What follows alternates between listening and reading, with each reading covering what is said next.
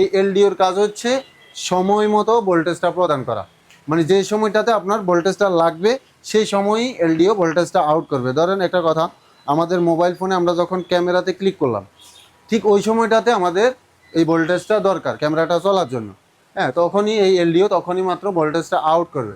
আর যখন আপনি ক্যামেরা থেকে বের হয়ে যাবেন তখন এই এলডিওর ভোল্টেজটাও আউট করা বন্ধ থাকবে। একটা জিনিস নোট করে রাখেন, আউট ভোল্টেজ আউট যতটুকু হবে ভোল্টেজ ইন তার চেয়ে বেশি থাকবে। এটা নোট করে রাখেন, ভোল্টেজ আউট যতটুকু হবে ভোল্টেজ ইন তার চেয়ে বেশি থাকবে। এটাকে বলা হয় হচ্ছে লো ড্রপ আউট, অর্থাৎ আসবে বেশি যাবে কম, ইন হবে বেশি আউট হবে কম। সাপোজ যদি আমরা এখানে এটাকে ধরি হচ্ছে, এখানে ধরেন ভোল্টেজ 2.2 ভোল্ট, 2.2 ভোল্ট ইন হইলো, তাহলে আউট হবে তার চেয়ে কম, কম কত সেটা 1.8 ভোল্ট হইতে পারে।